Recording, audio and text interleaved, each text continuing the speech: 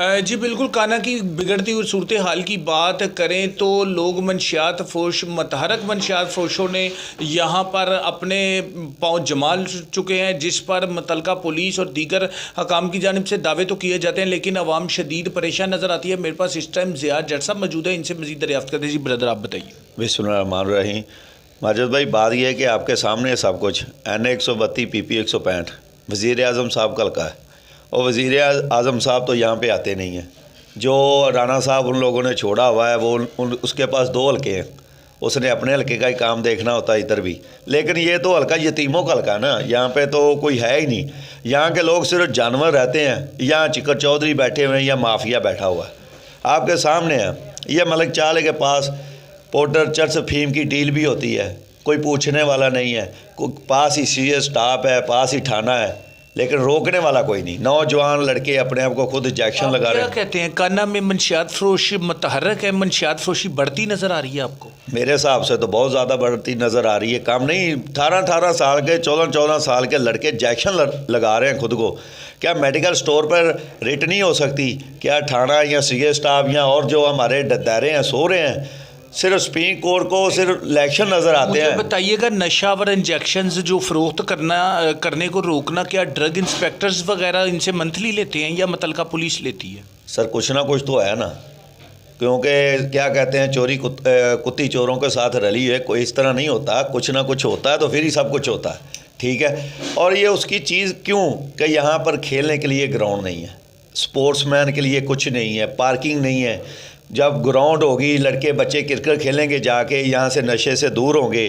क्योंकि ये कहने को मियाँ शबाशी साहब का हल्का है, लेकिन यतीमों का हल्का है।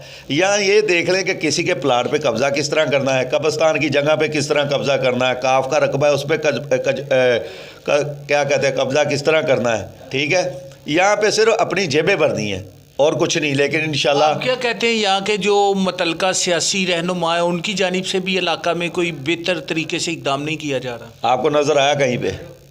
आपको नज़र आया? आप में से बेहतर हैं, आप मीडिया वाले हैं, आपको कोई चीज़ नज़र आती है?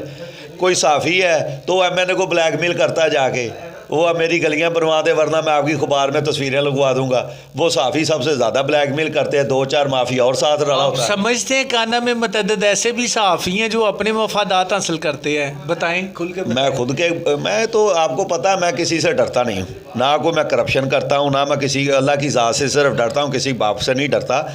एक काने में इस तरह के माफिया हैं और इस तरह के साफ़ी हैं जिन लोगों ने काने की डिग्री कॉलेज बनवाने की वजह से पैसे भी कमाए, नौकरियां भी ली, राणे को ब्लैकमेल भी किया, उनसे कोई पूछने वाला नहीं। आज तक ब्लैकमेल हो रहा है राणा साहब उन साफ़ियों की वजह से। नहीं, मुझे अब ये बताएं ना कि ब्लैकमेल तो वो होता है जिसका किबला दुरुस्त नहीं होता। अगर ये अपना किबला दुरुस्त कर ले तो आप किसी से क्यों नहीं ब्लैकमेल होते? मेरी बात सुने ना, साफ़ी किसी को ब्लैकमेल कर सकते हैं, कुछ ना कुछ तो होता है सियासतदान के पास। भाई, जब आपने वायलेशन ही करनी तो मैं आपको कैसे ब्लैकमेल करूँगा? मैं आपको क्लियर कर देता हूँ। पहले जो साफ़ी राणा साहब को नाहल करवा सकते हैं, बाद में अपना केस उठाकर उसको बहाल करा सकते हैं, तो आपका क्या ख्याल है कि साफ़ी उनके साथ कोई काम? मुझे ये बताइएगा, क्या साफ़ियों के कहने पे 5 पानी की टंकियां काना में वाटर फिल्ट्रेशन प्लांट और दीगर काम किए गए थे? क्या प्राइवेट हाउसिंग स्कीमों को जो नवाजा गया उसमें क्या साफ़ियों का हाथ है या इन सियासतदानों का?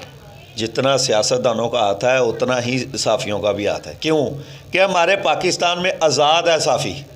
अगर साफ़ी किसी बात पे इशू उठाएगा, साफ़ी हम अपनी ईमानदारी से बात करेगा, तो ये सियासतदान कौन है? ये कुछ भी नहीं है, ये हम लोगों की वजह से सियासतदान है। ज़िया भाई, गुजारिश ये है हमारे चैनल की वसातत से, आप DIG ऑपरेशन लाहौर, CCPL और IG को क्या पैगाम देना चाहते हैं? ये जो काना में बढ़ती हुई मंशियात फरोशी, इसको कैसे बंद किया जाए?